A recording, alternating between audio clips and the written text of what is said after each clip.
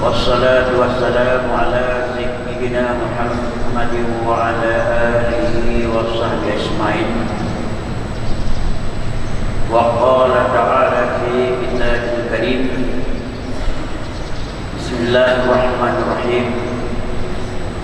إن الله عنده علم الساعة وينزل الغيث ويعلم ما في الأرحام وما تدري نفس ما تكسب غدا وما تدري نفس بأي أرض تموت إن الله خبير بما تعملون. Kaum muslimin jamaah Jumat rahimahullah, mengawali daripada tausiah singkat, marilah kita memperhatikan maksud daripada firman Allah dalam surah Sajadah ayat 34. Artinya Allah yang sebenarnya sangat-sangat mengetahui tentang saat. Apakah saatnya kiamat atau saat-saat yang terjadi pada hambanya, sehingga Allah menurunkan hujan. Dan juga Allah mengetahui walau bayi masih dalam kandungan, Allah sangat mengetahui yang sebenarnya apa yang akan terjadi. Sementara kita manusia, tidak ada seorang tua pun yang mengetahui walau untuk perkara usaha besok.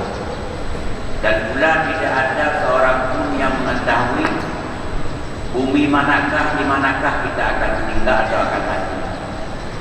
Ini salah satu tanda kebesaran Allah. Maka firman Allah tersebut Rasul menjelaskan pada khutbah Haji Wada.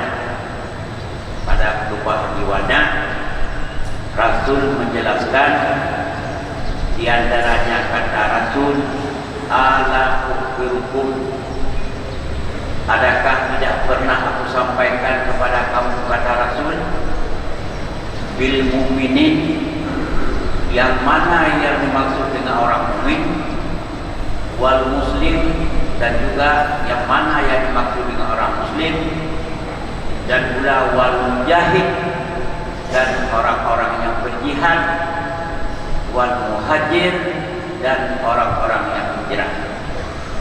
Makanya selanjutnya Nabi menjelaskan, padahal Nabi bermaksud umatnya selalu bertitel mukminin, selalu mendapat panggilan muslim, selalu mendapat panggilan al-mujahid, dan juga selalu mendapat panggilan al-muhajir. Sementara masing-masing kalimat punya arti tersendiri. Di antaranya Rasul menjelaskan al-mu'minun, yang dimaksud dengan orang mukmin, orang yang sanggup menciptakan suasana nyaman dan aman kepada harta orang lain dan juga kepada jiwa orang lain. Apakah kita sudah sanggup menciptakan kenyamanan, keamanan kepada harta orang lain dan juga kepada jiwa orang lain? Jelas kalau belum sanggup, berarti dalam kehidupan ini selalu mendalimi harta orang lain, bahkan selalu mendalimi jiwa orang lain. Walaupun kita menerima panggilan al-mu'min, Nabi menjawab, itu bukan mukmin yang kami. Jelas mukmin tetap mukmin, tapi mukmin asi. Sepertinya yang terjadi di zaman-zaman akhir, orang tega perasaan mendakwa dirinya seorang mukmin, tetapi tingkah lakunya selalu menzalimi orang lain, baik menzalimi harta dalam bentuk apa saja, apakah korupsi dan sebagainya, tingkah perasaan, apalagi menzalimi kepada jiwa orang lain, apakah orang itu termasuk orang muslim. Bila manusia mampu menciptakan kenyamanan dan keamanan kepada jiwa orang lain dan juga kepada harta, insya-Allah itu disebut dengan mukmin kamil. Kemudian yang kedua, maksud Rasul, manakah yang maksud dengan al-muslim? Al-muslim yang sebenarnya, identitas yang sebenarnya al-muslim, man salima min lisanihi wa yadihi, sanggup mengamankan, menjaga lidahnya dan juga tangannya. Artinya dengan dua itu anggota tersebut banyak mengganggu orang lain, tetapi lidah menjaga, tutur kata, bahasa dan sebagainya tidak merasa tersinggung kepada orang lain, apalagi tangannya dan sebagainya. Ini merupakan identitas yang kedua, maksud daripada Rasulullah, daripada umat dituntut supaya memelihara atau menjaga tempat tinggal yang telah diberikan oleh Allah. Sementara yang ketiga, al-mujahid, yang dimaksud al-mujahid man jahada nafsahu fi ta'atillah. Kita sanggup menjalankan taat yang sebenarnya kepada Allah, lillahi ta'ala. Artinya merasa bertanggung jawab, karena pada dasarnya bila kita dari turun-temurun daripada muslim beriman, kadang bauronyo kita nyodromu, kadang bauronyo rohmu, berarti luhurnya wajib kita laksanakan. Sementara bila luhurnya lewat sampai zaman pada waktu masa hanya dilakukan, kita duku bersungguh-sungguh bahwasanya itu pada orang kiamat tetap menghadap timbangan, tetap menghadap salah satu di antara tanda kebesaran Allah, mengadili manusia dengan hambanya. Ya, kalau ditimbang ternyata kesalahan cuma hanya satu daripada meninggalkan salat pada waktu zuhur, tetap mendapat hukuman. Ini yang disebut dengan jahadah. Kita bersungguh-sungguh berpikir dengan kekuatan daya fikir kuat ketika yang diberikan oleh Allah kepada kita hari ini. Sebenarnya kekuatan daya fikirnya kita gunakan untuk yang pertama dengan ilmu Allah. Artinya dengan ilmu yang diberikan oleh Allah, supaya kepada katanya dapat mengetahui tanggung jawab dalam keseharian hidup sampai kepada detik-detik manusia akan meninggal. Kemudian yang disebut dengan muhajir, sesuai dengan hadirnya tahun baru Hijriah, kita harus mampu menghajara dunub, ya, wal khataya. Dulunya kadang kita pernah bersalah, pernah berdosa, berhijrahlah. Kenapa? Karena sesuai dengan apa yang telah disampaikan oleh Allah dalam surat tadi yang sudah disampaikan dalam surat As-Sajdah, di antaranya wa matari nafsu bi ayyi tamutu. Bedanya pasti hana dan kuat, dipatah bedanya akan meninggal. Hana dan kuat dipatah kapan akan tanya kembali kepada Allah. Oleh karena adanya dasar, makanya perlu berhijrah. Perlu hijrah. Kadang kita nyoba orangnya karena umur 50, karena macam-macam sesuai dengan usia yang kita miliki. Sementara ada usaha, sesuatu yang anda payah usaha. Adapun perkara kebaikan payah berusaha. Dan itu benar syarat, dan sembahyang benar syarat, dan haji dan umrah mantu benar syarat. Sementara ada tidak ada usaha, anda payah syarat. Anda payah perkara-perkara dan semangat langsung terjadi dosa. Maka perlu hijrah, perlu berpikir dengan kekuatan daya pikir. Berapa banyak dosa yang sudah pernah kita lakukan? Apakah penyebab kita pernah mendalimi harta orang? Pernah terpungut penggok, pernah terpungut pengampung, pernah terpungut penganggro dan sebagainya. Pernah melakukan sesuatu yang dilarang oleh Allah dan sebagainya. Sekarang tibanya masa berhijrah sesuai dengan tahun baru hijrah Islam. Jadi akhirnya untuk lebih jelas, Imamul Ghazali rahimahullah menjelaskan, ialah ketahuilah Allah Ta'ala bahwa sesungguh Allah Subhanahu Wa Ta'ala ja'ala khalqahu fil adal qismaini. Allah menjadikan manusia pada adal tidak lebih daripada dua golongan. Ya, Allah menjadikan manusia sejak daripada Nabi Adam sampai kiamat tidak lebih daripada dua golongan yang disebut dengan syaqiyun, ada golongan yang celaka menuju neraka, dan pula ada golongan yang sa'id, bahagia menuju surga. Jawabannya di yaumil kiamat. Jawaban pasti atau tidak, bahagia atau tidak, celaka atau tidak, jawabannya di yaumil kiamat. Sementara untuk di alam dunia, walikuli ayatin, ya, dan daripada walikuli umatin, dari setiap umat, ya, mandungna alamat, ya, setiap tanya selaku umat alamatun na tanda.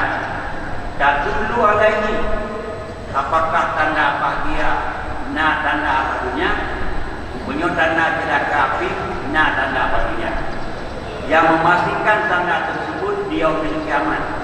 Sementara urus dunianya hanya sekedar menjelaskan alamat, tanda, identitas, mungkin dengan tanda tersebut menunjuki kepada bahagia atau celaka. Di antaranya falamatu sa'adah. Kalau bertanya manusia nak tanda bahagia, pasti dada dengan selalu terbuka kepada Islam, terbuka kepada hukum Islam. Artinya tanya hana tega melakukan sesuatu yang melanggar dengan ketentuan Islam. Hana tega pada hukum, hana tega pada korupsi, hana mungkin tadinya supaya, hana mungkin tadi hukum, hana mungkin tadi tegah takut, hana mungkin hana saja wajib bila mampu, hana mungkin hana saja umrah bila mampu, hana mungkin hana menderita bila takut, pembangunan masjid sangat butuh dan sebagainya. Pokoknya kekuatan daya fikir yang mengatur kita untuk lebih bahagia, ya, lebih bahagia. Tetapi lagi bukan di panitia kuno yang tanya dana hana bahagia, tato hana tertukran. Dana tanya hana bahagia, sakake ya sembunyi dua, sakake batal sebayangan kaputan. Yang hana puhululinya secara adat celaka, secara adat celaka. Adapun nantinya di awal kiamat itu terserah Allah lah. Kalau memang Allah membuat orang itu bahagia, alhamdulillah. Tapi biasanya Ghazali pernah menjelaskan di annal mar'ata yamutu ala masailihi. Kehidupan manusia baik atau tidak pada ujung hidup. Menjadi awal hidup dada selalu terbuka kepada Islam, Ramadan dan Ramadan, Ramadan dan bulan Ramadan. Juga nak lebih berkah, nak berkah, kau mana nak kau mana terjarut dan sebagainya. Yang itu alamat terbuka dada kepada Islam. Dan juga begitu terdengar suara azan, tetap yang menuju pada tempat jamaah. Sampai di depan imam yang berduduk, menunduk orang, menghadapkan salat sunat 2 rakaat dan sebagainya, apalagi majlis zikir dan majlis daripada majlis taklim, bimbang dalam menuntut reda daripada Allah Subhanahu Wa Taala. Itu merupakan syarah sadru, terbuka dadanya kepada Islam, tidak mampu membuktikan daripada hukum-hukum Islam. Sementara wakamulihi dan menerima, susah dan senang semuanya itu qada dan qadar. Artinya pada orangnya kadang kita dia dalam beribadat, rajin dalam beribadat, kadang Allah dijawab dengan sakit macam penyakit gula, diabetes, kolesterol tinggi dan sebagainya. Kadang-kadang sakit masalah ekonomi, tetap kembali kepada dasar hukum. Di antaranya Rasul pernah bersabda, innallaha ahabba abda, bertanda Allah cinta kepada hamba, ibtalahu, Allah selalu mencoba hamba tersebut. Kadang mencoba dengan sakit, mencoba dengan sempit ekonomi dan sebagainya, mencoba dengan dijanji maki leun lain dan sebagainya. Sementara yang urungkan yang ikut cobaan. Wa idza batalahu sabara, kalau kepada kita yang mendapat cobaan tetap yang menunggu dengan sabar. Yang kedua kabulihi lima yuradu alaihi, banyak tetap terima macam yang dikirim oleh Allah. Yang penting juga kita menjaga status al-mu'minin, al-muhajirin, al-mujahid, al-muslim. Itu yang penting kita jaga. Mudah-mudahan kalaupun dalam penjagaan tersebut mendapat cobaan itu, bertanda Allah cinta kepada kita. Makanya dalam sebuah bahasa hukum, bila nandro kameraja lela harum, kadang-kadang hana sejengkal maupun yang bebas daripada harum. Sementara kita nyusun pas salat selalu berdoa, Allahumma rizqan halalan thayyiban. Ya Allah, anugerahkan kepada aku rezekinya halal yang bagus, yang baik dan sebagainya. Kahek kita berdoa, sabok dan sujud. Ia pun hana sobayu yang dana doa akan terima. Artinya Allah akan selamatkan kita kepada harta harum. Baik pada acara-acara pembahasan diundang ke tumpang kubit, kamu ke usaha nak patut diundang lu. Baik sebagainya. Kita yang menerima apa adanya menurut petunjuk Abu Hasan Asy'ari, kita yang menuntut dengan berikhtiar. Usaha yang halal, padu perempuan padakan, mudah-mudahan kita yang selalu berdoa kepadanya sehingga akhirnya bila dengan tanah itu celaka, fa'alamatu syakawa, dengan tanah itu celaka, daikul sadari sempit dada dan tidak menerima hukum-hukum Allah, hanya hukum membuat-buat sendiri. Aturan beberapa amal, aturan dokter, nakar beramal, tapi aturan Allah anak ini kita ikut, anak ini ikut, yang janda yang celaka. Walau di mulutnya terlalu membaca tasbih dan sebagainya, tetapi karena akidahnya sempit dan menerima hukum-hukum Allah. Hendak terima hukum Allah, terima yang senang-senang saja. Kalau senang sumber ibadah hari tetap bukannya hari yang ikut dana celaka. Jadi oleh karenanya kaum muslimin yang terhormat, dalam hadis yang sahih, dalam hadis sahih Muslim daripada hadis Abi Hurairah, Nabi pernah bersabda, di antara sabda Nabi qala, yaqulullah ana indallani abdi wa ana ma'ul izala parahi. Allah berfirman dalam hadis qudsi, aku menurutkan hambaku, aku menurutkan hambaku, kata Allah, wa ana aku tetap bersama hambaku bila hambaku selalu mengingat kepadaku. Mana takarannya, apakah berpikir, apakah dengan perkara halus anak kubur itu memang larangan Allah yang bikin mana ingat. Anda tadi baju sesuatu satu upah sumber harus hanya baju karena ia dekat Allah. Baik nama pemberian hadir tetap tak tahu mandu. Dia harus dapat desa yang ada yang terhadir. Jadi nyaman kehidupan cakap sabuk sebelah dalam pertemuan kita nyono. Hasil maksud daripada surat As-Sajdah ayat 26 bahwasanya Rasul sangat-sangat memohon bedanya selaku umatnya harus bertitel yang bernama titel mukminin, titel al-muslim, titel al-mujahid dan al-muhajirin. Mudah-mudahan jadilah kita termasuk manusia yang abrar, manusia yang akan menuju surga Jannatul Naim. Amin ya rabbal alamin.